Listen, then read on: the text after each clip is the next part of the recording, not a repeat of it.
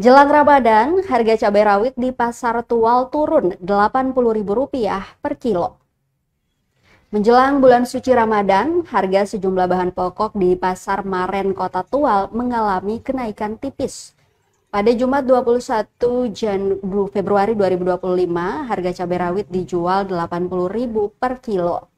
Harga tersebut turun dari harga sebelumnya Rp200.000 per kilo. Sedangkan cabai keriting masih di angka Rp90.000 per kilo. Untuk tomat jenis apel dijual dengan Rp45.000 per kilo. Sementara bawang merah juga turun tipis Rp40.000 per kilo. Untuk bawang putih masih stabil di harga Rp50.000 per kilo. Sedangkan untuk kentang dijual Rp30.000 per kilo. Wortel Rp35.000 per kilo, kol Rp25.000 per kilo, buncis Rp30.000 per kilo. Herman, salah satu pedagang di Pasar Maren, menjelaskan perubahan harga menjelang Ramadan bergantung dengan jadwal kapal. Jika kapal baru masuk, maka harga tidak akan berubah. Dia menjelaskan komoditas yang rentan kenaikan harga di Ramadan, misalnya bawang dan sayur seperti kol, wortel yang agak naik.